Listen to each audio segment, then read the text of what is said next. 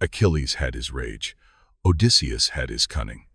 But among the legendary figures of Greek mythology, only one hero embodied the absolute extremes of divine power and human suffering. That hero was Heracles. His story is not just another myth. It is the very blueprint for the tortured hero, a saga of such epic scale that it dwarfs all others. This is the tale of a man who was forced to earn his own legend, wrestling not only with monsters that terrorized the world, but with a guilt so profound it would have crushed any lesser soul. Most people see the monster slayer, the paragon of strength. But what happens when that incredible strength is not a hero's to command? He was a pawn in a divine game, his mind seized by a vengeful goddess, his own hands turned against everything he loved. Does that make him a monster, or the greatest of victims? His legendary journey, therefore, was not for glory or for treasure. It was a desperate flight from a memory, an agonizing penance for a crime he was forced to commit, as he sought a way to live with himself. He was commanded to face beasts that were nightmares made flesh, a lion whose hide could not be pierced by any weapon, a serpent that could not be killed by any blade. How does one defeat the undefeatable? How does a hero outwit death itself? His quest would drag him to the literal edge of the world and back. He would be tasked with stealing from gods, taming unnatural beasts. And for his final test, he was ordered to do what no mortal had ever done, to descend into the black abyss of the underworld and return. Each labor was a message from his master, King Eurystheus, and the goddess pulling his strings. You will fail. This is not the story of a simple, muscle-bound hero. It is the story of endurance against all odds. It is the story of a man who carried the heaviest burden of all, a guilty conscience, and walked through hell to cleanse it. So, forget the hero you think you know.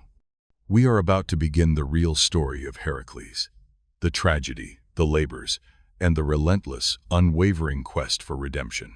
Before we get started, let me know in the comments where you're tuning in from and what time it is there. I find it really fascinating. Now, let's get started with the legendary tale of Heracles. Before the labors, before the legend was forged in the fires of penance, there was a time of quiet peace in the life of Heracles. Having grown into a man of astounding power and noble heart, he was a protector of the city of Thebes. For his valor, Creon, the king of Thebes, gave Heracles his greatest treasure, the hand of his daughter, Megara, in marriage. Theirs was a union of genuine affection. Megara was not intimidated by Heracles' immense strength. She saw the gentle heart within the Titan's chest. Together, they built a life, and their home was soon filled with the laughter of their children. For a fleeting moment, the son of Zeus knew the simple, profound joy of a mortal man. He was a husband and a father, and in these roles, he found a contentment that no heroic deed could ever provide. But high on Mount Olympus, a pair of divine eyes watched this scene of domestic bliss with a cold, simmering hatred. Hera had not forgotten the infant in the cradle who had crushed her serpents. She saw in Heracles' happiness a monument to her husband's infidelity, a constant, living reminder of Zeus's betrayal. Every laugh that echoed in Heracles' home was like a clap of thunder in her ears. She watched as his mortal family flourished, and her divine jealousy festered, growing into a dark and terrible storm. The peace Heracles had found was, to Hera, an insult that could not be allowed to stand. She began to weave her cruel design, a subtle and insidious curse that would not strike at his body, but at the very core of his mind. Heracles, for his part, remained unaware of the storm gathering above him. He was a devoted father, delighting in his children, teaching them games of strength and courage. He would lift them high into the air, their small bodies weightless in his powerful arms, and their joyous squeals were the sweetest music he had ever known. He felt a fierce, protective love for them, a love that seemed to make his already mighty heart swell even larger. He believed he could shield them from any monster, any invading army, any threat the world could conjure. He did not yet understand that the greatest threat to his family was not from the outside world, but from the darkness that a vengeful goddess was about to unleash from within him. The seeds of tragedy were being sown, and soon The idyllic life of Heracles and Megara would be torn apart by a divine fury too terrible to comprehend. Chapter 3. The fateful madness and profound guilt. The quiet happiness in the house of Heracles was a fragile, beautiful thing, and like all such things, it was destined to be broken. The storm of Hera's hatred finally descended, not with the roar of thunder or a flash of lightning, but with a silent, creeping poison that seeped into the hero's mind. It came upon him in the middle of a peaceful day, as he played with his children in the courtyard of his home. At first, it was a subtle shift, a strange flicker in his eyes that Megara might have dismissed as a trick of the light. But then a profound confusion clouded his features. The world around him, once so familiar and filled with love, began to warp and distort into a landscape of nightmare. The goddess's magic was a cruel veil, twisting his perception, transforming his beloved family into monstrous enemies. He no longer saw his wife, Megara. He saw a fearsome adversary. He no longer heard the laughter of his children. He heard the menacing shrieks of grotesque creatures sent to destroy him. In the grip of this divine madness, his immense strength, once a tool for protection, became an instrument of unspeakable horror. He was no longer Heracles, the loving father and husband. He was a force of pure, destructive power, unleashed within the sacred walls of his own home. The battle that ensued was a phantom war, fought only in the hero's cursed mind. To any onlooker, it was a scene of pure, incomprehensible tragedy. Heracles, his face a mask of terrifying fury, moved with the deadly grace of a warrior on the battlefield, striking down the phantoms that Hera had conjured for him. He fought with all his might, believing he was defending his home from a terrible invasion, his every action driven by a poisoned sense of duty. The violence was swift and absolute. And then, as quickly as it had descended, the madness receded. The dark veil lifted, and the phantom world dissolved, leaving behind a silence more terrible than any scream. As his senses returned, Heracles stood panting, the haze clearing from his eyes. He looked down at his hands, the very hands that had built his home and held his children, and saw the devastating truth of what he had done. The monstrous enemies he thought he had vanquished were gone. In their place lay his family, still and silent. The weight of this realization crashed down upon him with the force of a falling mountain. There was no scream, no roar of anguish. There was only a profound, soul-shattering stillness. He fell to his knees amidst the ruin of his own happiness, the world's strongest man utterly broken by a sorrow too deep for words. The guilt that settled upon him was a living thing, a cold, heavy presence that would cling to him for the rest of his days, a burden far heavier than any monster he would ever have to carry. This crushing silence marked the end of Heracles, the man and the beginning of Heracles, the penitent, his every future step now dedicated to atoning for the ghosts of his past. Chapter 4. Seeking Atonement. The Oracle's Command. The silence that followed the tragedy was Heracles' first true prison. He locked himself away from the world, a recluse haunted not by vengeful spirits, but by the loving faces of those he had lost. His incredible strength was a mockery, his heroic reputation a cruel joke. What good was the power to move mountains when he could not turn back time by a single day? Despair became his constant companion, a shadow that clung to him even in the brightest sunlight. The people of Thebes, who had once hailed him as their champion, now looked upon him with a mixture of pity and fear. He was a figure of immense sorrow, a living monument to divine cruelty. For a long time, he did nothing, letting the grief wash over him in suffocating waves. But even in the depths of his despair, a flicker of his indomitable will remained. He knew he could not simply let his life end in this abyss of sorrow. He had to find a purpose for his pain, a way to cleanse the stain upon his soul, even if it seemed impossible. It was this desperate need for absolution that finally drove him from his self-imposed exile. He would journey to the most sacred place in all of Greece, the Temple of Apollo at Delphi, where the oracle, the Pythia, breathed the will of the gods. He did not go seeking comfort or an easy answer. He went seeking a sentence, a penance, no matter how harsh. The journey to Delphi was a pilgrimage of shame. He traveled not as a celebrated hero, but as a humbled man, his gaze fixed upon the ground, the weight of his guilt pressing down on his powerful shoulders with every step. He arrived at the foot of Mount Parnassus and ascended the sacred path to the temple, a place of profound mystery and power. There, in the dim, incense-filled chamber, the Pythia sat upon her tripod, her eyes clouded as she breathed in the sacred vapors that rose from a chasm in the earth. She did not greet him.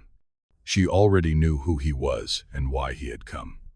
Her voice, when it came, was otherworldly, a strange hissing whisper that seemed to come not from her, but from the very rock beneath. Her words were not of solace, but of command. To atone for his sin, he was to travel to the city of Tiryns and offer his service to his cousin, King Eurystheus, a man known for his weakness and his jealousy of Heracles. For 12 years, he was to be Eurystheus's servant, and he was to perform whatever 10 labors the king demanded of him. The sentence was deeply humiliating the greatest hero in the world forced to serve a man he despised. And yet, within this harsh decree, there was a glimmer of hope. The oracle promised that if he completed these tasks, he would not only be purified of his guilt, but he would also be granted the ultimate reward, immortality, a place among the gods themselves. With a heavy heart, Heracles accepted his fate. He had his path. It was a path of servitude and suffering, but it was a path forward. He turned his back on Delphi and began the long walk to Tiryns, a man marching toward his punishment, ready to face whatever impossible trials awaited him. His arrival in Tiryns would mark the true beginning of his legendary journey, as he stood before the petty king who would command him to face the very incarnation of the impossible. Chapter 5. The First Trial. The Nemean Lion. Heracles' arrival at the gates of Tiryns was met not with celebration but with palpable fear. King Eurystheus, a man whose ambition was far greater than his courage, had long watched his cousin's fame grow with a heart full of bitter envy. Now, this legendary hero, a demigod of terrifying power, stood before him, bound by divine law to be his servant. The sight of Heracles, his shoulders slumped with sorrow, but his immense presence undiminished, filled Eurystheus with a deep-seated terror. The king was a small man in every sense, and he could not bear to be in the same room as such greatness. He scurried away to the highest chambers of his palace, deciding he would issue his commands through a herald, too cowardly to face the man he was to command. From this safe distance, and with the silent, cruel encouragement of Hera whispering in his thoughts, Eurystheus devised the first labor. It was a task designed not merely to be difficult, but to be fatal. He sought to send Heracles to his death on the very first attempt, to rid himself of this fearsome reminder of his own inadequacy. Through his herald, the order was given.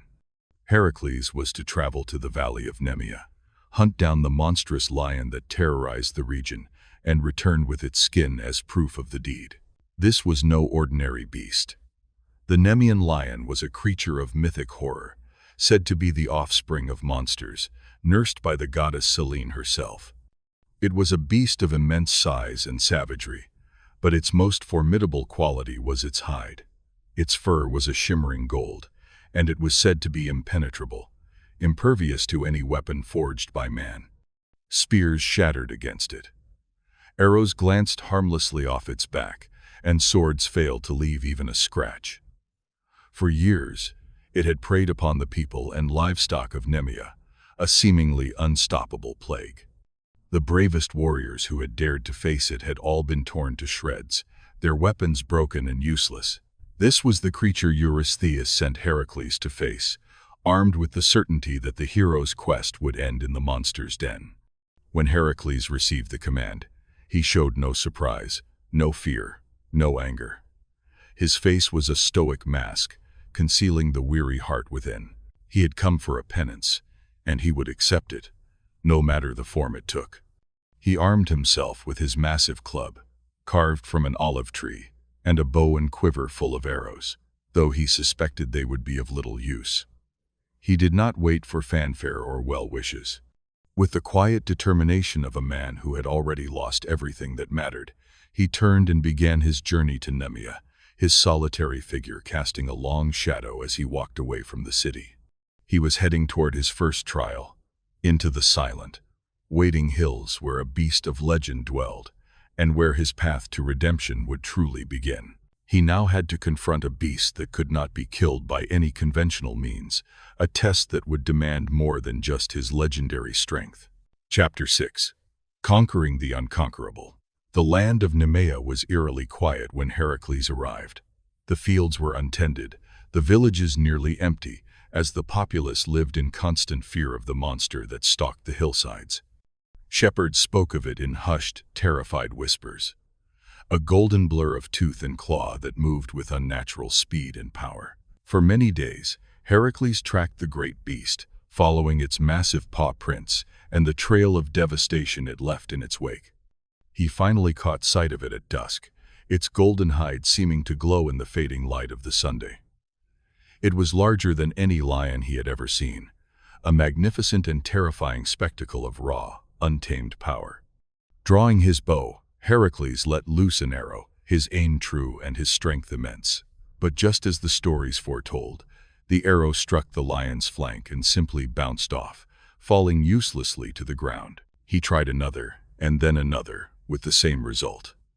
The lion, annoyed but unharmed, turned its glowing eyes upon him and let out a deafening roar that shook the very stones beneath his feet. Realizing his arrows were useless, Heracles drew his bronze sword and charged, but his blade, too, failed to find purchase, scraping harmlessly against the impenetrable hide. His great olive wood club was his last resort. He swung it with all his might, bringing it down upon the beast's head with a thunderous crack. The blow was so powerful that the massive club shattered in his hands, but it did succeed in stunning the creature, which staggered back, shaking its massive head.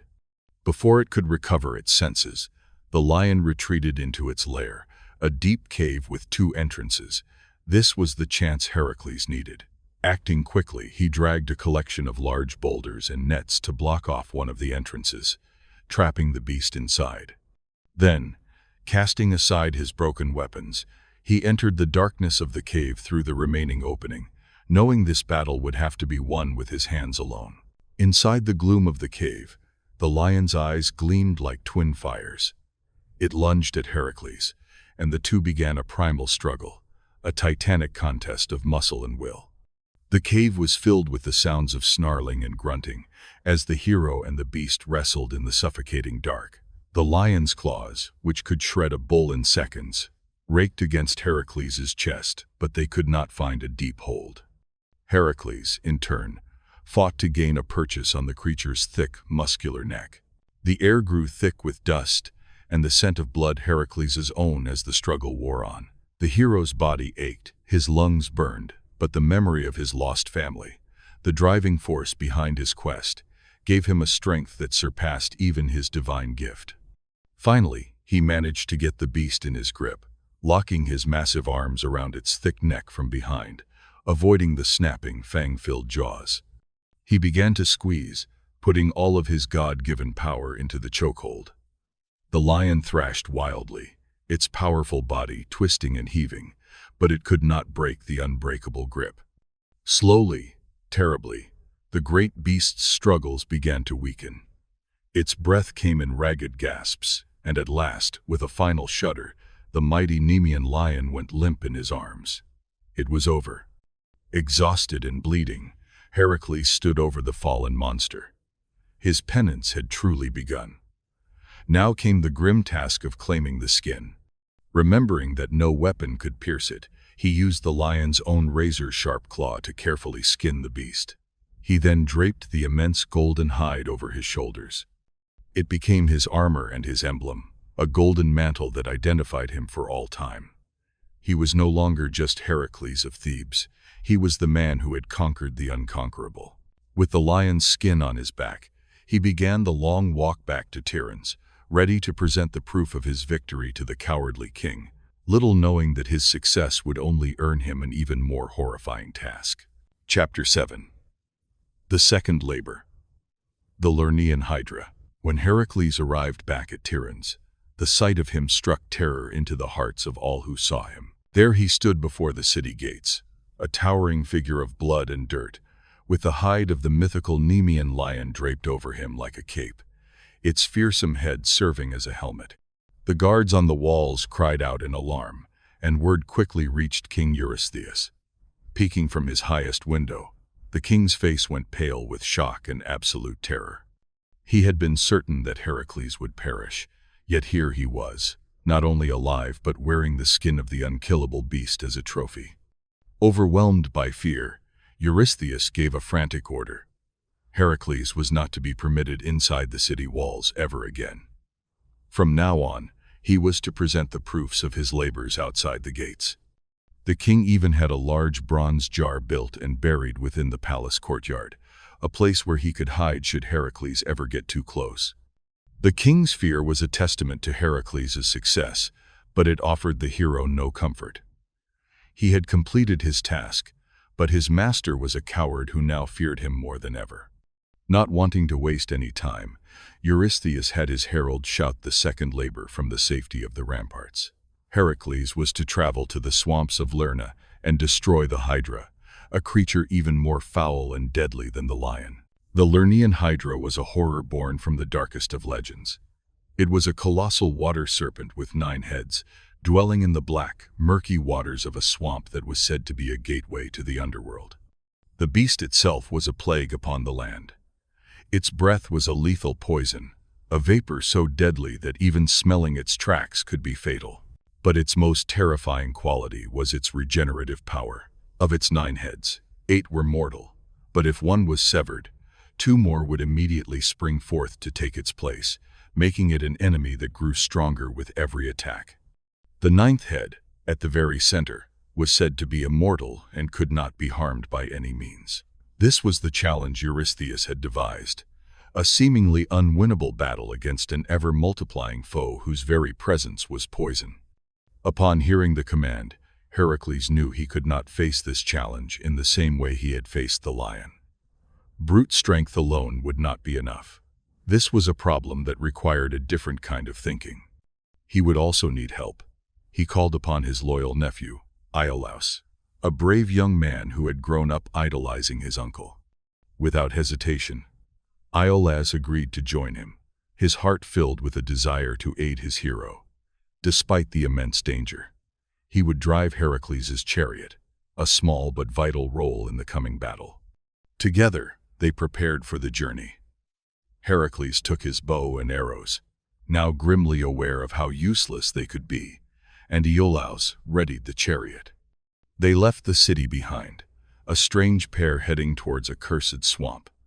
The world's greatest hero, burdened by his past, and his young, hopeful companion, unaware of the true horror that awaited them in the foul waters of Lerna.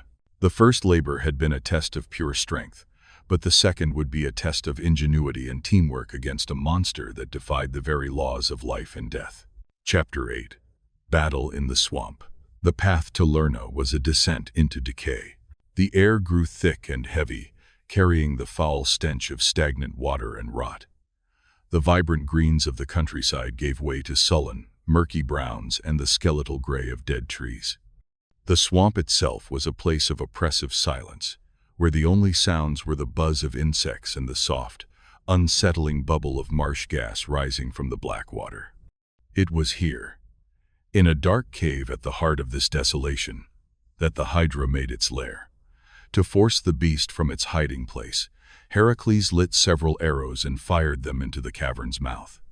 Soon after, a horrifying creature slithered into the dim light, its monstrous form far more terrible than any story had described. Its body was that of a colossal serpent, but from its trunk sprouted 9 long, writhing necks, each topped with a grotesque, reptilian head. The heads weaved through the air, their forked tongues tasting the scent of living flesh, and from their jaws dripped a venom that sizzled where it touched the ground. As one, they hissed, and a cloud of poisonous vapor rolled across the bog, forcing Heracles and Iolaus to cover their faces. Without hesitation, Heracles charged. He swung his mighty club, bringing it down with crushing force upon one of the serpent's heads. The skull shattered with a sickening crunch, but his grim satisfaction was short-lived. From the bleeding, mangled stump, not one, but two new heads immediately began to sprout, growing with unnatural speed, their fresh hisses adding to the terrifying chorus. He struck again, severing another head with a swing of his sword, only to see two more take its place. The battle was a nightmare of multiplication. For every step forward, he was driven 2 steps back. The monster, now with 11 heads instead of 9, pressed its attack, lunging and snapping from all directions. And just as the hero began to feel the first stirrings of desperation, Hera's divine cruelty intervened directly. From the murky water, a giant crab scuttled forth, its shell as large as a shield. Sent by the goddess to aid her monster, it immediately went for Heracles' feet, its powerful pincers snapping at his ankles, trying to trip him, to throw him off balance and into the Hydra's deadly reach. Beset from above and below, surrounded by a growing forest of serpentine necks and poisonous breath, Heracles found himself in a seemingly hopeless fight. His legendary strength was useless against an enemy that fed on its own destruction. For a brief, terrifying moment, it seemed that Eurystheus's wish would be granted, and the hero would be consumed by the horrors of the swamp. It was in this moment of crisis, his lungs burning and his body entangled with his ever-growing foe, that Heracles knew his club and sword would not bring him victory. A new plan, born of desperation, was his only hope for survival. Chapter 9. A test of wits and fire. Iolaus, fire. Heracles bellowed, his voice cutting through the cacophony of hisses. He crushed the giant crab under his heavy heel, a minor victory in the face of the larger, writhing problem before him. Bring fire. We must burn the necks. Iolaus, who had been watching in horror from the chariot, understood at once. His uncle's strength was being turned against him. The solution had to be something other than brute force. Shaking off his fear, the young man sprang into action. He grabbed a torch from the chariot and ran to a small copse of dead trees nearby, setting the dry wood ablaze. Within moments, he had several burning branches, and with his arms shielded from the heat, he charged into the fray, ready to play his vital part. The battle now transformed from a chaotic brawl into a grim, methodical process. Heracles changed his tactics. He no longer aimed to simply destroy the heads, but to create an opening for his nephew. He swung his club, smashing one of the mortal heads into a pulp. The moment the monster recoiled, Iolaus lunged forward, pressing the searing end of his torch against the bleeding stump. The sound was hideous, a loud, sizzling hiss, as flesh and blood were cauterized by the intense heat. The raw wound was sealed in black, charred flesh, and from this burned stump, no new heads could grow. It was working. A surge of hope renewed their resolve, and they fell into a brutal rhythm. Heracles would smash a head, and Iolaus would dart in to burn the wound. One by one, they systematically worked their way through the monster's writhing necks. The Hydra thrashed in agony, its remaining heads striking wildly, but the pair worked in perfect, desperate harmony. The air filled with the acrid smell of burning flesh and the monster's infuriated screams. Finally, only one head remained, the ninth, central head. It was larger than the others, its scales gleaming with a sickly, immortal light. Heracles knew that this head could not be destroyed by club or flame. He brought his sword, a golden blade said to have been gifted to him by Athena, down upon the final neck, severing the immortal head from its body. The creature's massive trunk collapsed into the swamp, but the severed head continued to live, hissing and snapping its venomous jaws on the ground. Knowing it could still be a threat, Heracles quickly dug a hole, kicked the writhing head into it, and then rolled a massive boulder over the spot, burying its undying malice deep beneath the earth for all time. The swamp of Lerna fell silent. Exhausted and covered in filth, the hero and his nephew had won, not just with strength, but with ingenuity and fire.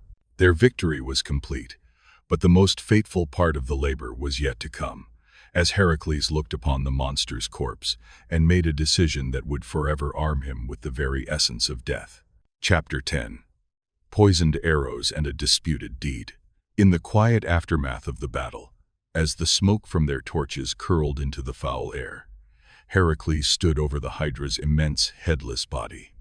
The creature's blood, a black and viscous gall, pooled around it, and the hero knew that it contained the same lethal poison as its breath. A grim idea took hold in his mind. He was on a path of violence and monsters, a path dictated by others. He would need every advantage he could get. With a cold resolve, he took the arrows from his quiver, and one by one, dipped their tips into the Hydra's toxic gall. The venom coated the arrowheads with a glistening, dark promise of death. From this day forward, any wound from these arrows, no matter how slight, would be incurable and agonizingly fatal. It was a terrible power to wield, a weapon that ensured a slow and painful end for any who faced it. In making this choice, Heracles armed himself with a legendary weapon, but he also bound himself to the monster's legacy, carrying its venom with him on his journey and sealing a future filled with unintended, tragic consequences. Their grim work done, Heracles and Iolaus made the journey back to Tiryns.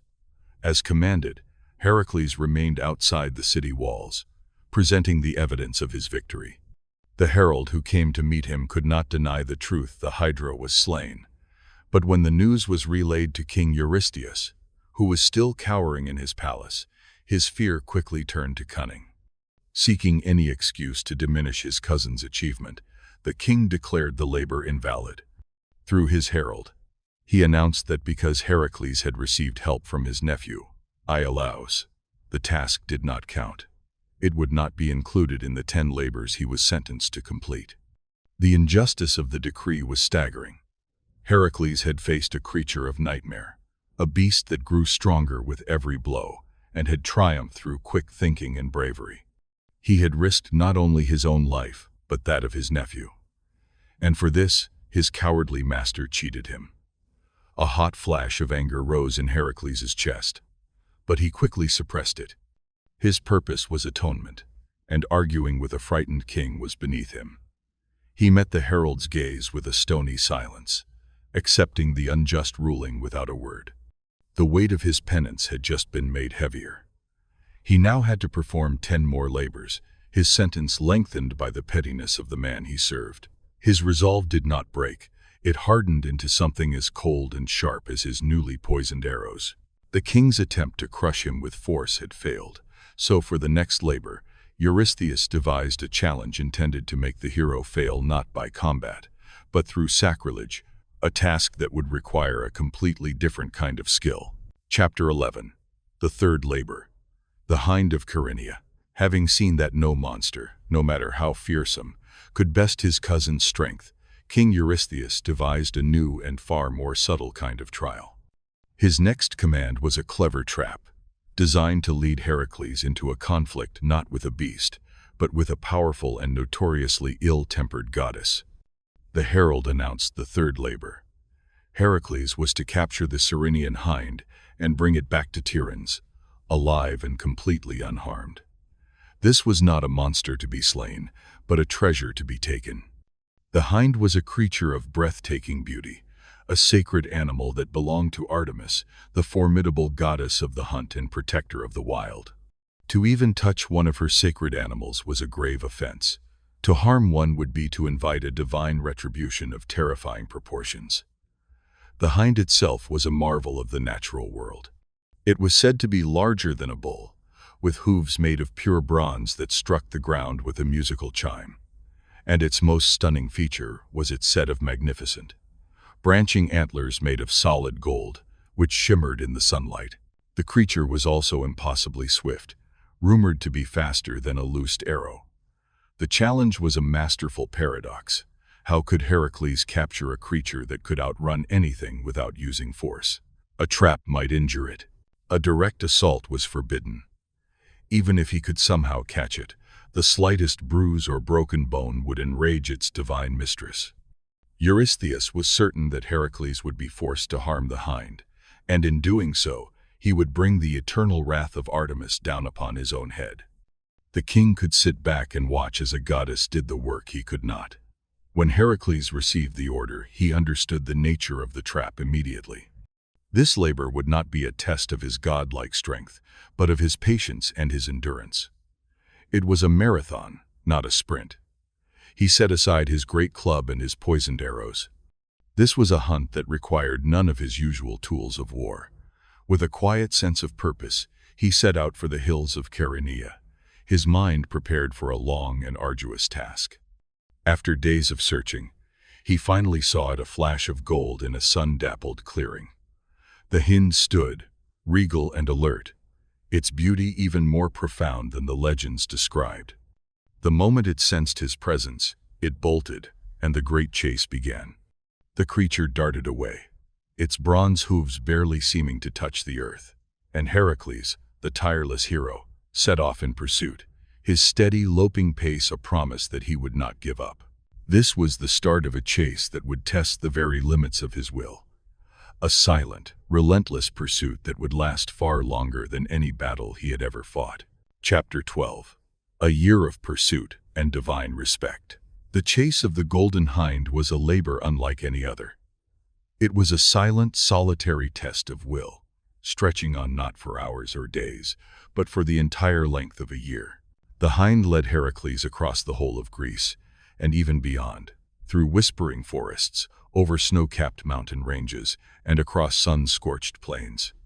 The seasons turned, from the green blush of spring to the oppressive heat of summer, through the crisp, golden decay of autumn, and into the biting cold of winter. Through it all, the pursuit was relentless. Heracles never lost sight of his quarry for long. He learned its habits, the paths it favored, and the streams where it drank. He was not a hunter seeking to close in for a kill, but a persistent shadow, matching the creature's incredible stamina with his own divine endurance. He slept in short bursts, ate what he could forage from the land, and ran. He ran until his muscles burned with a fire that never went out, his body aching with a weariness that went down to his bones. This year-long pursuit became a form of moving meditation. With every steady footfall, he felt the weight of his penance, the memory of his tragedy pushing him onward. The endless running was a way to outpace the grief in his own heart, and his unwavering focus on the golden creature before him was the only thing that kept the darkness at bay. After a full year had passed, the epic chase led them back to Arcadia, near the banks of the river Ladon. Here, for the first time, the Golden Hind showed a sign of fatigue. It hesitated at the river's edge, its sides heaving, preparing to cross. This was the moment Heracles had waited for with inhuman patience. He knew he could not risk a struggle that might injure the delicate animal. He needed to incapacitate it cleanly and without causing real harm. He drew his bow, carefully selecting an arrow he had crafted for this very purpose, one without a sharp tip. Holding his breath, he took aim, his focus absolute. The arrow flew, a perfect shot born of a year of observation. It struck the hind's forelegs, piercing the skin and tendon to pin them together without shattering the bone. It was an act of supreme archery, a masterful display of control. The hind stumbled and fell, finally captured, as Heracles gently lifted the sacred, struggling animal onto his massive shoulders. A bright light filled the clearing. The goddess Artemis and her twin brother Apollo appeared before him, their expressions stern and unforgiving. "How dare you lay hands upon my sacred creature, mortal?" Artemis demanded, her voice cold as the winter wind. This was the true test. Instead of defiance, Heracles bowed his head in humility. He carefully laid the hind down and explained his story, the terrible madness sent by Hera, the guilt that haunted him, and the sentence of the oracle that he was bound to obey. He made it clear he was acting not out of greed or malice, but out of a desperate need for atonement, placing the blame squarely on the commands of Eurystheus. Artemis, who could be vengeful, but was also just, listened to his plea. She saw the genuine sorrow in his eyes and the immense burden he carried. Her anger softened. She consented to let him borrow the hind, on one condition: He must show it to the king as required, and then immediately release it back into the wild. Heracles readily agreed. He returned to Tiryns not with the roar of a conqueror, but with the quiet dignity of a man who had succeeded through reverence and perseverance, carrying the living, breathing proof of his impossible task on his shoulders. Chapter 13. The Fourth Labor, the Erymanthian Boar. When Heracles returned, the sight of the living, breathing, golden-horned hind on his shoulders was almost as shocking to Eurystheus as the skin of the Nemean lion had been. The king, who had been so sure that Heracles would incur the wrath of a goddess, could only stare in disbelief before ordering the creature to be released. Heracles did as Artemis had commanded, and the beautiful animal bounded away, returning to the wilds as promised. Eurystheus's frustration was now palpable. The hero's strength could not be broken by monsters, and his spirit could not be trapped by cunning tasks. The king's fear was rapidly turning into a desperate, hateful obsession. He decided to revert to a challenge of pure, destructive force, a task that would once again pit Heracles against a creature of mindless savagery. Through his herald, the fourth labor was declared. Heracles was to journey to the slopes of Mount Erymanthos in Arcadia and capture the Erymanthian boar alive. This beast was a terror that had laid waste to the entire region. It was a boar of immense size and terrifying ferocity, with tusks as long and sharp as daggers. It would descend from the mountain forests in a mad rage, goring livestock, destroying crops, and killing any human unfortunate enough to cross its path. Its rampages were a force of nature, unstoppable and utterly devastating. The command to capture it alive added a layer of extreme difficulty to the already dangerous task. Killing such a creature would be a monumental feat in itself. Subduing it without delivering a fatal blow would require a combination of overwhelming strength and strategic cunning. Heracles accepted the order with his usual stoic silence. The weary hero's heart had grown heavy with the knowledge that each success only brought him a more dangerous and difficult challenge. He was trapped in a cycle of violence, his penance a seemingly endless parade of monsters. He gathered his belongings, his shoulders still aching from the year-long chase of the hind, and set out once more on the well-trodden path away from Tiryns. He headed towards the snow-dusted peaks of Arcadia, a land of wild beauty and ancient dangers.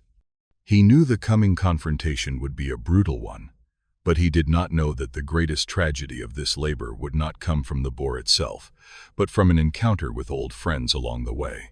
His journey to the mountain would force him into a conflict that would reopen old wounds and add a fresh, painful layer of guilt to his already burdened soul. Chapter 14. Centaur Conflict and Boar's Capture. On his way to Mount Erymanthos, Heracles passed through the forest of Pholo, a land inhabited by the centaurs, creatures with the upper body of a man and the lower body of a horse. Seeking shelter, he visited the cave of a kind and gentle centaur named Pholus, who welcomed the hero with hospitality. When Heracles asked for wine, Pholus hesitated. He explained that the single jar of wine in his cave was a sacred gift from the god Dionysus to all the centaurs of the region, and to open it would be to invite the wrath of the others.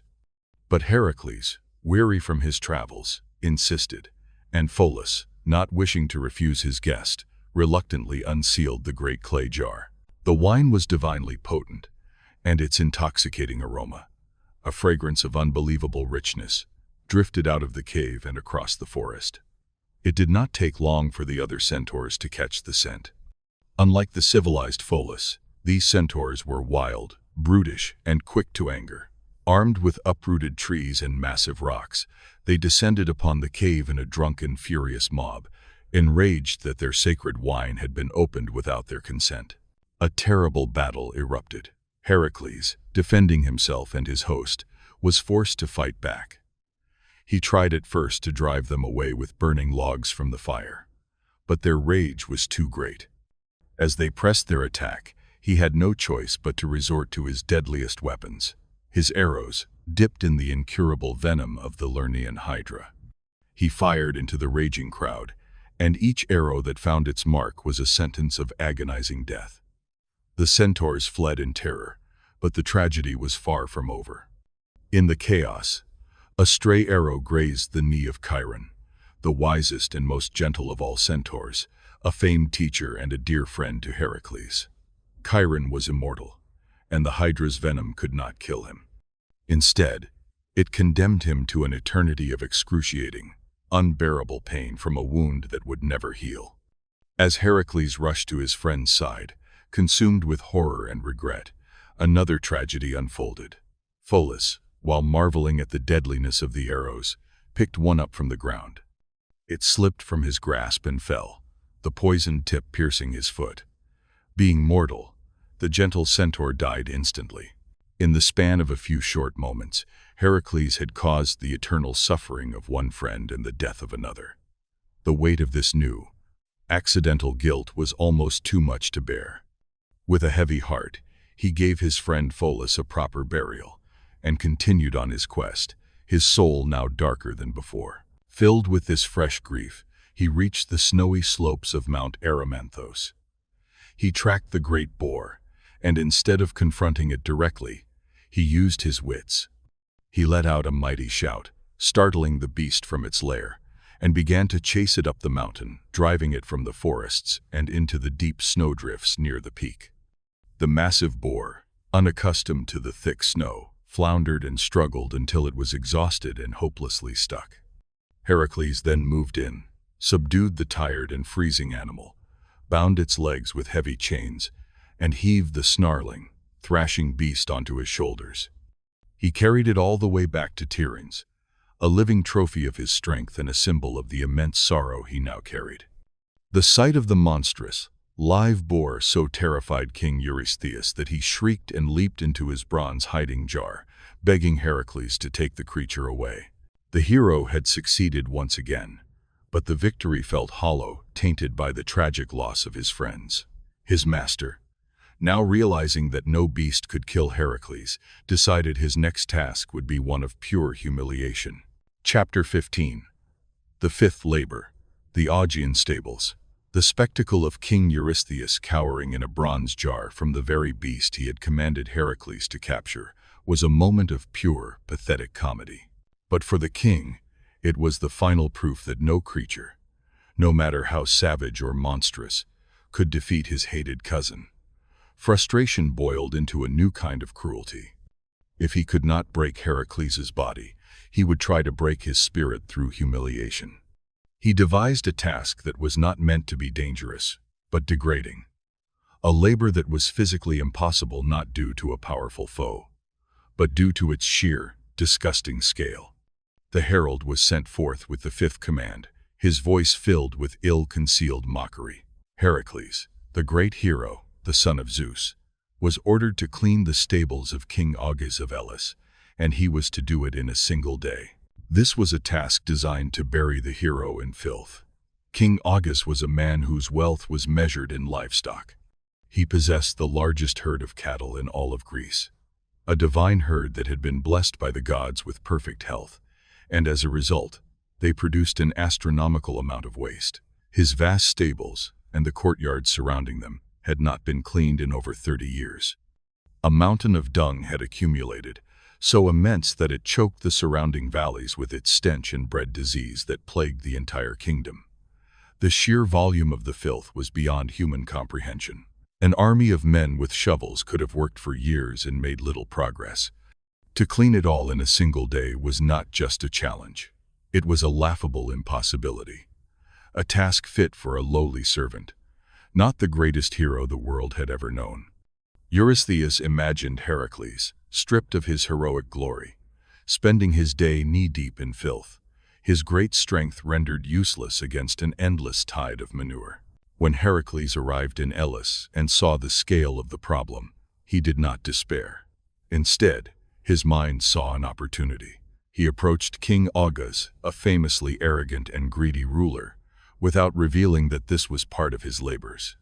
He made the king a proposition. If he, Heracles, could clean the stables completely by sunset, Augeas was to give him 1/10 of his magnificent cattle as payment. Augeas, looking from the confident hero to the mountainous piles of dung, laughed out loud. Believing the task to be utterly impossible, he saw a chance to make a fool of the famous son of Zeus. He readily accepted the wager, even calling his own son, Phyleus, to bear witness to the ridiculous agreement. The king was sure he had nothing to lose. Heracles now had his terms. He was ready to begin a labor that would require not the swing of a club, but the power of his mind and his ability to reshape the very earth around him. He turned his back on the foul-smelling stables and walked away, not towards the dung heaps with a shovel, but towards the two mighty rivers that flowed nearby, a bold and brilliant plan already forming in his mind. Chapter 16. A river's cleansing power. Heracles did not pick up a single shovel. He did not fill a single basket. His plan was far grander, a feat of engineering that would harness the power of nature itself to do his work for him. He walked to the two great rivers that carved through the landscape of Elis, the Alpheus and the Peneus. These were powerful ancient waterways, their currents strong and deep. Standing on the bank of the Alpheus, he began to tear away at the earth, his God-given strength allowing him to rip massive boulders from the ground and toss them aside like pebbles. He dug a deep channel, a new path leading directly from the river towards the foul stables of King Augis. He then did the same on the opposite side, diverting a portion of the Peneus River's flow. He had effectively created a massive canal, with the stables positioned directly in its path. With the channels dug, he returned to the riverbanks and, with a final mighty effort, he smashed the remaining earthen dams. A great roar filled the air, as the waters of both rivers surged from their natural courses and poured into the new channels. The two powerful currents converged, forming a raging torrent that slammed into the walls of the Augean stables. The force of the water was immense. It blasted through the courtyards and stalls, picking up 30 years of accumulated filth and carrying it away in a great dark flood. What would have taken an army years to shovel was washed away in a matter of hours. The rushing rivers cleansed every corner of the stables, scouring the stone floors and washing the walls clean, until not a trace of the foulness remained. By late afternoon, the torrent had subsided, leaving behind pristine empty stables that gleamed in the sunday. His work done, Heracles calmly returned to the rivers and, with the same ease, blocked the channels he had made, guiding the Alpheus and Peneus back to their original paths. The impossible task was complete. Heracles went to King Augis to claim his promised reward. But the king, having learned from a herald that this was one of Heracles' labors for Eurystheus, showed his true, treacherous nature. He brazenly refused to pay, denying he had ever made the agreement. His own son, Phyleus, stepped forward and bravely testified against his father, confirming the wager. Enraged at this betrayal, Augeas banished both his son and Heracles from his kingdom. Heracles returned to Tiryns, his labor complete but with no payment to show for it. And there, a second injustice awaited him. King Eurystheus, upon hearing that Heracles had attempted to perform the labor for a reward, declared it invalid. It would not count towards his sentence. Once again, the hero had been cheated. He had completed an impossible task through sheer brilliance, only to be denied his due by the greed of one king and the pettiness of another. The silent anger in Heracles' heart grew colder, but his face remained a mask of resolve. He had been set back, but he would not be stopped. His next labor would take him away from the works of man and back into the realm of monstrous creatures, to face a threat that came not from the ground, but from the sky. Chapter 17. The sixth labor, the Stymphalian birds. Cheated and unrewarded, Heracles stood ready for his next trial. King Eurystheus, angered that his attempt to humiliate the hero had only resulted in another display of cleverness, now sought a challenge that combined the elements of a monstrous foe with an inaccessible location. The sixth labor was announced. Heracles was to travel to the shores of Lake Stymphalus in Arcadia and drive away the vast flock of birds that had infested its marshy depths. These were no ordinary birds. They were known as the Stymphalian birds, monstrous creatures that were said to be the sacred pets of Ares, the god of war. They were man-eaters, and their bodies were a terrifying combination of nature and metal. Their beaks and talons were forged of sharp bronze, capable of slicing through flesh and bone with ease. But their most deadly feature was their feathers. They were not soft plumage, but razor-sharp metallic darts, which the birds could launch in deadly volleys, overwhelming their prey from a distance like a shower of arrows. These terrifying creatures had taken over the dense swampland surrounding Lake Stymphalus.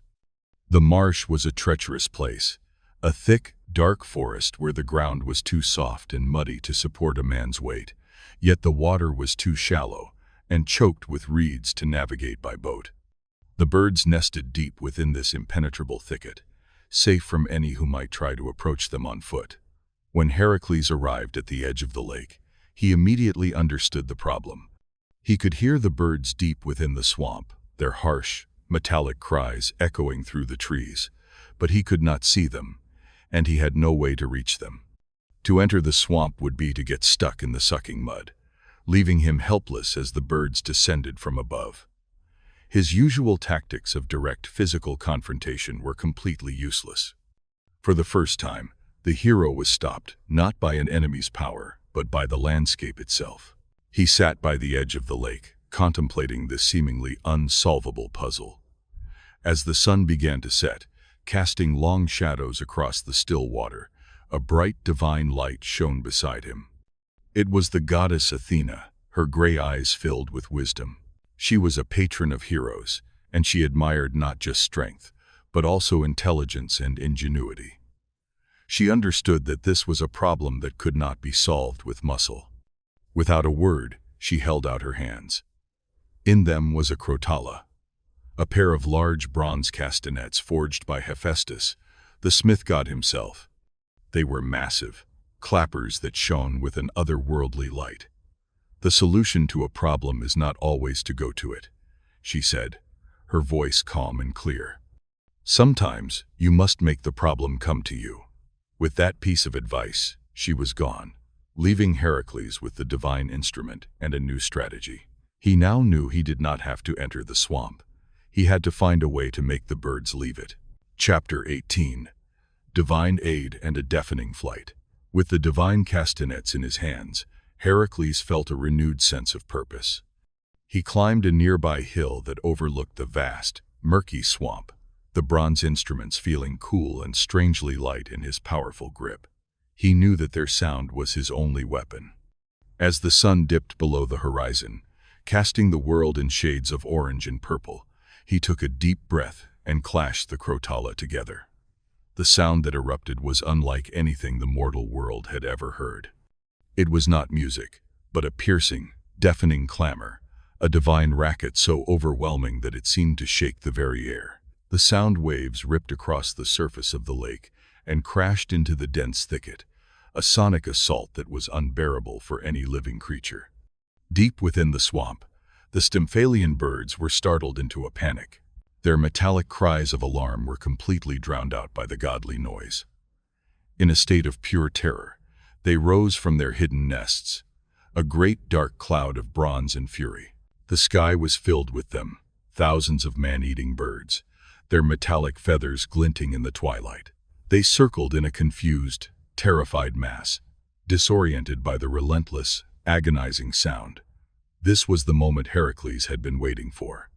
As the birds flew chaotically above the swamp, exposed and in disarray, he drew his bow. This time, his arrows would not be useless. He began to pick them off one by one, his aim swift and true. Each arrow that flew found its mark, and a bird would plummet from the sky, its bronze feathers no match for the hero's skill. He did not need to kill them all. His primary goal was to drive them away, to break their hold on the land. The combination of the terrifying noise from the castanets and the steady rain of deadly arrows from his bow was too much for the flock to endure. In a great, unified wave, they turned and fled. They flew far away from Stymphalus, across the sea, never to return to the lands of Greece. As the last of the birds vanished over the horizon, Heracles finally lowered the crotala. A profound silence fell over the lake, a peaceful quiet that the region had not known for years. He had won, not with overpowering force, but with divine aid and clever strategy. He had faced a problem that could not be punched or wrestled, and he had solved it. His journey back to Tiryns was a quiet one. He had no monstrous trophy to carry this time, only the story of his success. Eurystheus, deprived of a spectacular proof but unable to deny the result, was forced to accept the labor as complete. For his next set of tasks, the king's gaze would turn outward, sending Heracles on epic journeys far across the sea to the very edges of the known world. Chapter 19. The Seventh. Eighth Labors. Cretan Bull. Mares of Diomedes. With 6 labors completed, Heracles had cleansed Greece of some of its most formidable monsters.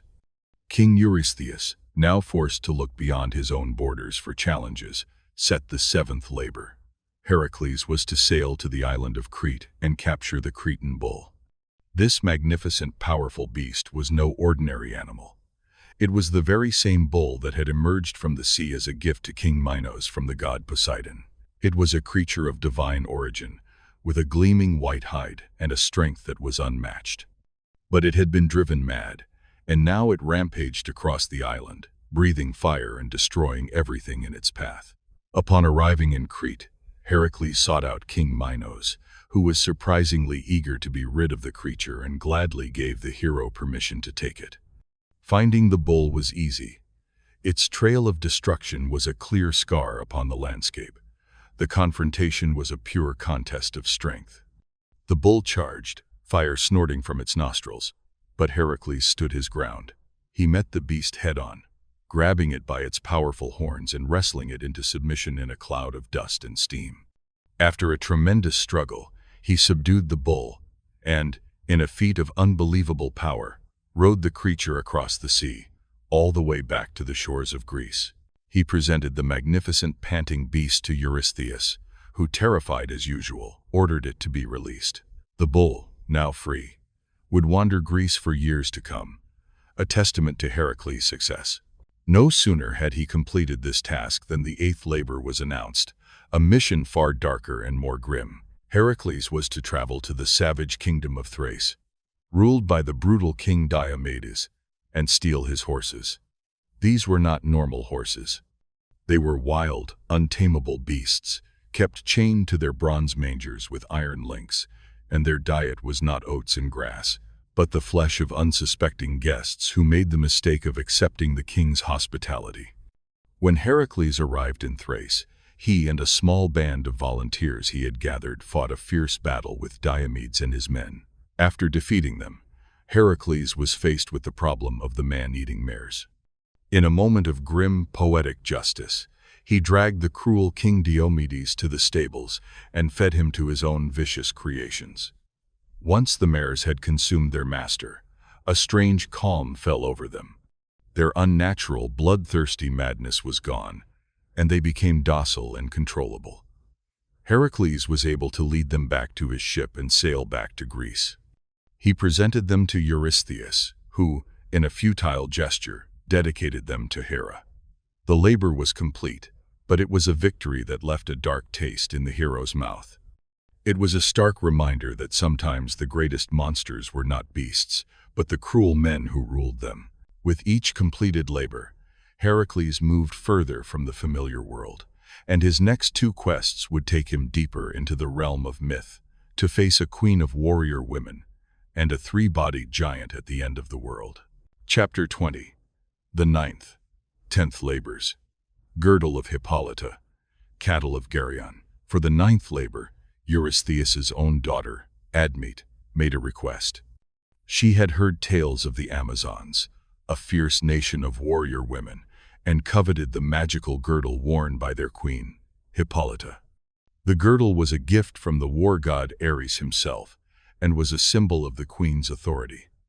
Thus, Heracles was commanded to sail to the land of the Amazons and retrieve it. This time, the hero hoped for a peaceful resolution. He arrived at the Amazonian port and was greeted by Queen Hippolyta herself. She was impressed by his legendary strength and noble bearing, and when Heracles explained the reason for his quest, she listened with respect. Seeing no dishonor in it, she graciously agreed to give him the girdle as a gift.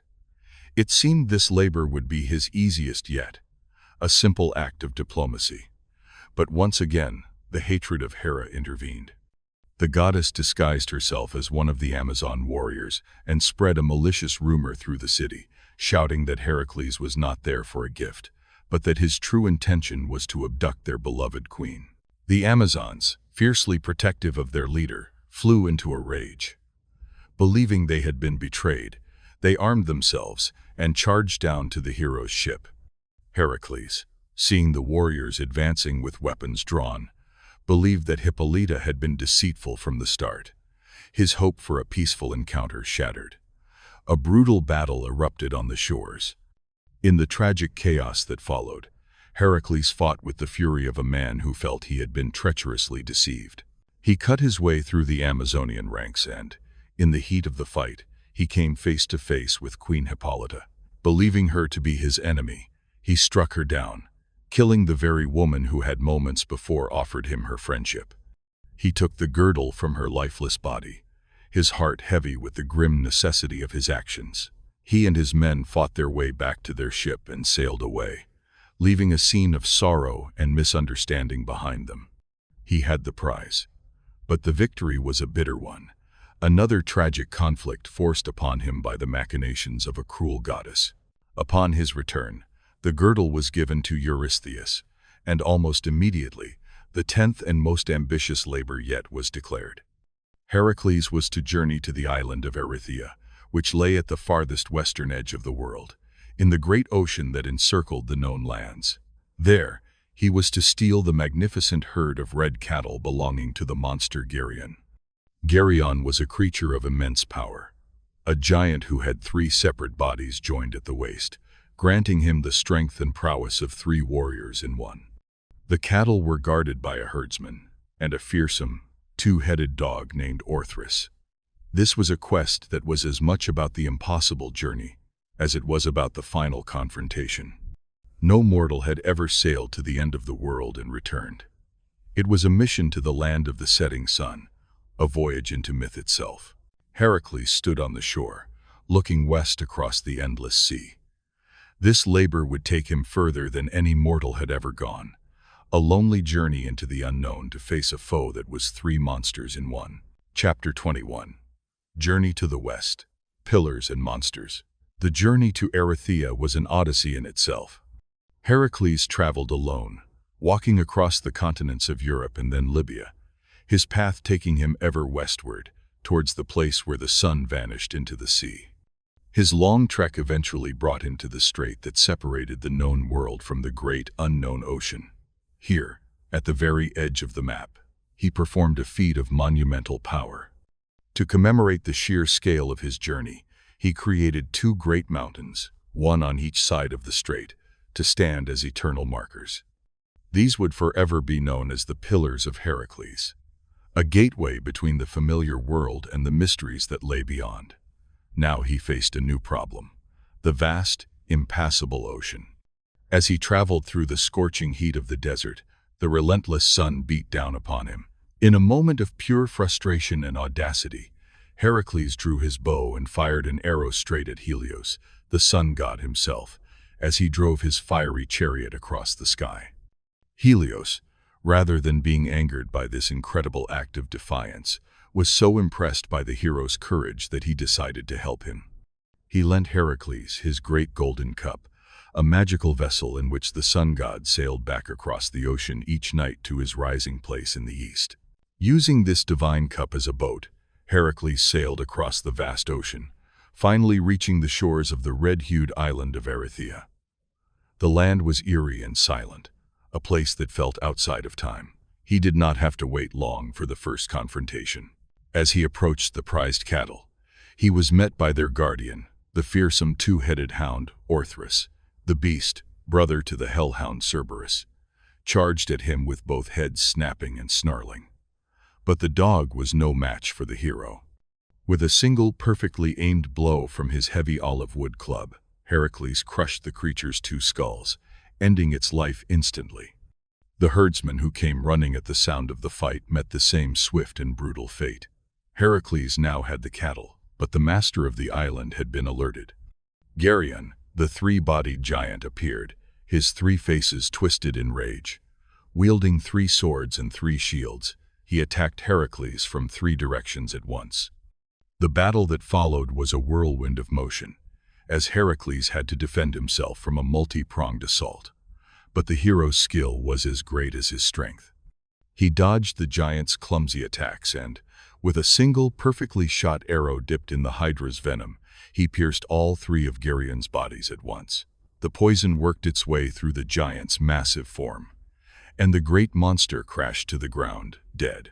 His battle was won, but his labor was far from over. He now had to herd the entire flock of red cattle back across the ocean in his golden cup, and then drive them across all of Europe, facing countless dangers and thieves along the way.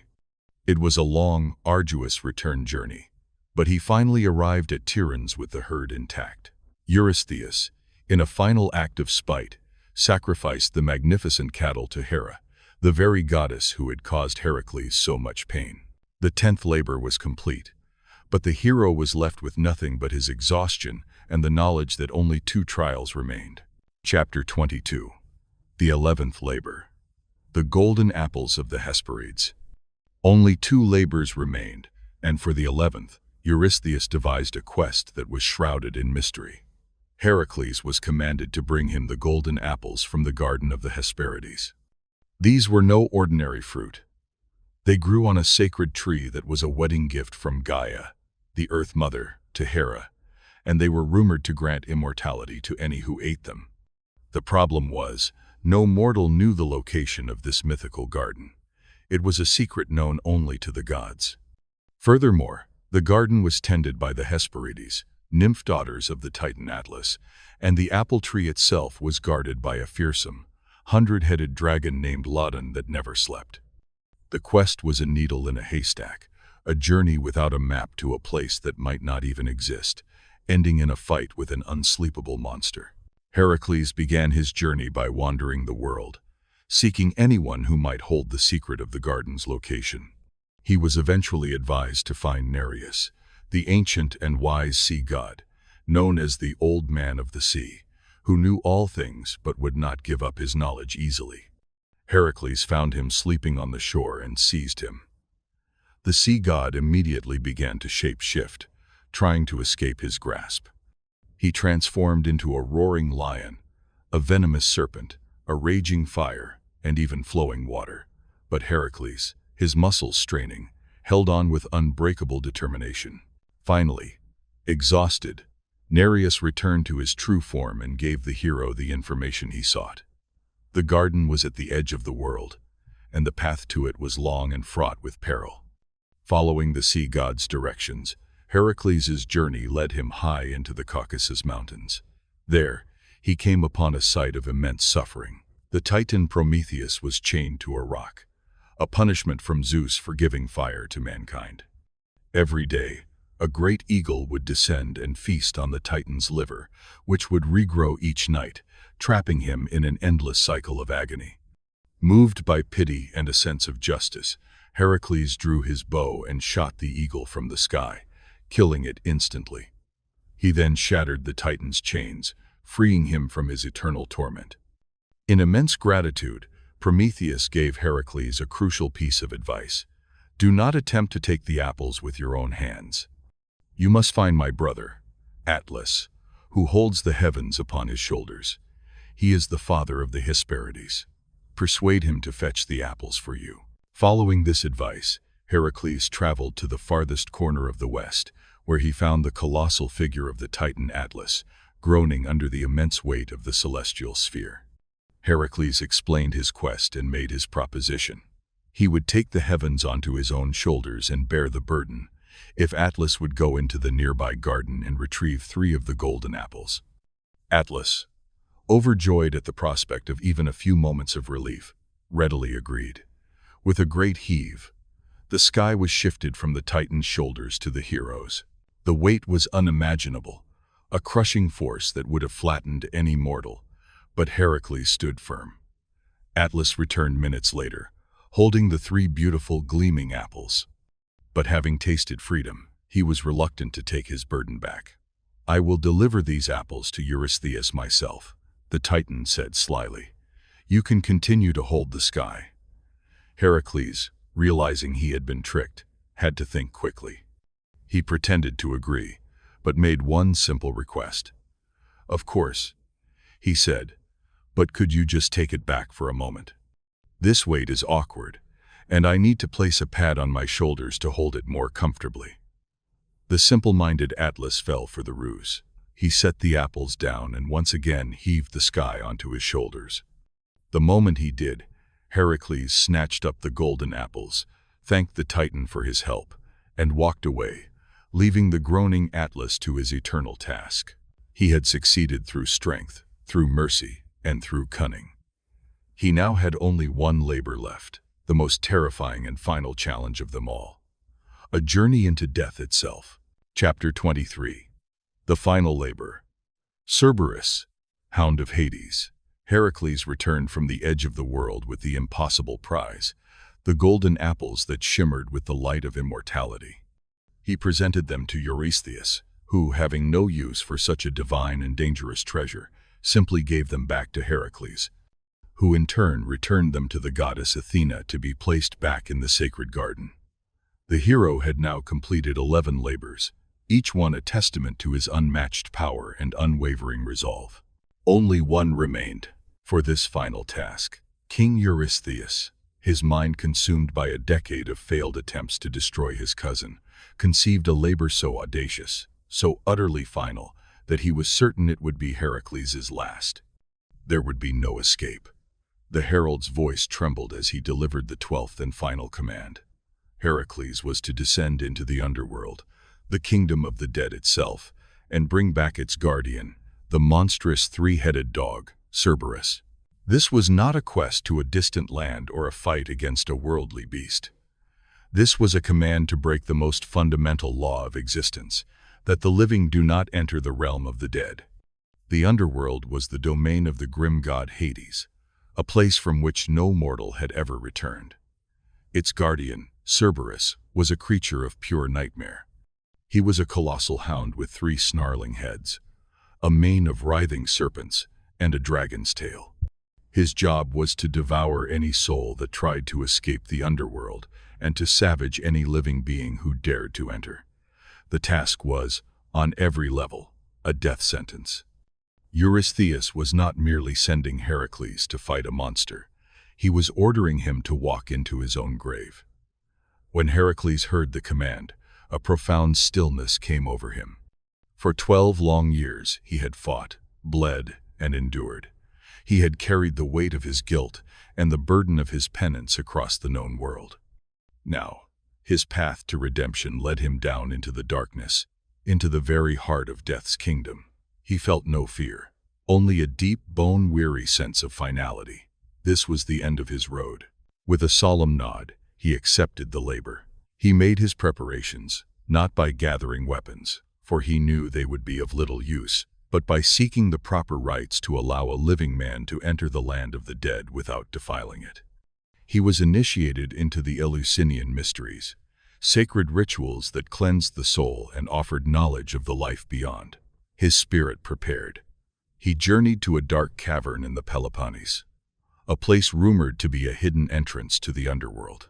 Standing at the mouth of the cave, a cold, lifeless draft washing over him, he took a final look at the sunlit world. Then, with the weight of all his labors behind him, he stepped across the threshold and began his lonely descent into the eternal darkness.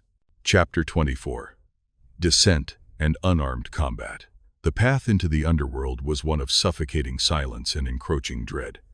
Guided by the god Hermes, the conductor of souls, Heracles journeyed through the endless gloom, the air growing colder with every step.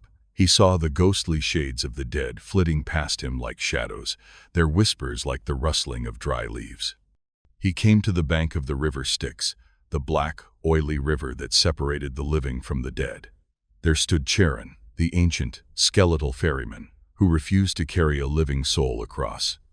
But the sheer force of Heracles' presence, his divine aura shining even in the oppressive darkness, intimidated the ferryman into submission. He was rowed across the black water, a lone, breathing man in a boat full of silent spirits. On the other side, the goddess Athena appeared to him, a comforting beacon of light in the gloom, offering her wisdom and protection for the final confrontation. He finally reached the obsidian gates of the palace of Hades. The god of the underworld and his queen, Persephone, sat upon their thrones, their expressions grim and unmoving. Heracles, showing the proper respect, did not demand or threaten. He humbly explained his quest, the final labor in his long penance. Hades, who was not evil but a just and stern ruler, listened to his plea. He admired the hero's courage but would not simply give away his guardian. He agreed to let Heracles attempt the task, but under one strict condition: he must subdue the monstrous Cerberus without the use of any weapons. He was to use only his bare hands and the lion's skin on his back. Heracles accepted the terms. He was led to the foot of the throne, where the great beast lay. Cerberus rose, its 3 heads letting out a cacophony of thunderous growls that echoed through the vast, dead halls. The serpents on its back hissed, and its 6 eyes glowed with hellish fire. The hound lunged. The battle was a primal explosion of violence. Heracles, protected from the first snap of the jaws by his impenetrable Nemean Lion skin, met the beast's fury with his own raw strength. He dodged the swiping claws and the lashing dragon tail, focusing on his one goal. He wrestled with the creature, a chaotic tangle of hero and monster. He finally managed to get his arms around the beast's 3 necks, locking them in an unbreakable chokehold. Cerberus thrashed and roared, its power immense, but the hero's grip was like iron. He squeezed with all the strength he possessed, the culmination of 12 labors of suffering and endurance flowing through his arms. The beast's struggles weakened. Its roars turned to whimpers, and finally, the great hellhound went limp, subdued and defeated. True to his word, Hades allowed him to take the now docile creature. Heracles slung the chain over the beast's necks and began the arduous journey back, dragging the guardian of the underworld up from the darkness and into the light. Chapter 25. Apotheosis and Eternal Peace. Heracles emerged from the cavern, blinking in the bright sunlight, with the whimpering 3-headed Cerberus in tow. The sight of the living hero returning from the land of the dead with its monstrous guardian was a spectacle that defied all belief. When he arrived at Tiryns and presented the creature, King Eurystheus let out a scream of pure, unadulterated terror. He scrambled into his bronze jar, shrieking for Heracles to take the horrifying beast away and never return. His spirit was utterly broken. He had thrown every impossible challenge at his cousin, sending him to the ends of the earth and even into death itself. And still, Heracles had triumphed. The labors were complete. With a final, trembling command, Eurystheus released Heracles from his servitude forever. His penance was over. His soul was cleansed. He returned Cerberus to the underworld as promised and was, at long last, a free man. His life after the labors was filled with many more adventures and, inevitably, more tragedy. He fought in great wars, loved and lost again, and his poisoned arrows, a remnant of his second labor, caused accidental deaths that brought him fresh waves of sorrow. His mortal end came not at the hands of a monster, but through a tragic misunderstanding involving his wife, Deianira, and a poisoned robe she believed was a love charm. The venom of the Hydra, which had armed him for so long, was the instrument of his own agonizing death. As he lay dying, his body consumed by an unbearable fire, he built his own funeral pyre on Mount Oeta. As the flames rose, a great thunderclap echoed from the heavens. His mortal part was consumed by the fire, but his divine spirit, purified by his suffering and labors, ascended in a cloud of light to Mount Olympus. There, he was welcomed not as a visitor, but as one of them. He was made a god, granted the immortality he had been promised so long ago. And in his final, greatest victory, he came face to face with his lifelong tormentor, Hera, the goddess. Seeing him now as a true immortal, an equal, finally let go of her ancient grudge. The hatred that had fueled his entire tragic life was extinguished, and they were reconciled at last. He was married to Hebe, the beautiful goddess of youth, and took his place among the pantheon. The hero who had suffered more than any other mortal had finally found his reward, not just a place among the gods, but a state of everlasting, well-deserved peace. Thank you for joining us on this long and arduous journey, following the footsteps of the greatest hero of Greek mythology. I hope his story of perseverance and redemption has been a calming and inspiring one for you. If you'd like to continue exploring this fascinating world, I recommend you watch the story of Hera to understand the powerful goddess who shaped his fate, or the tragic tale of Medusa. For now, I wish you a very good night and sweet dreams.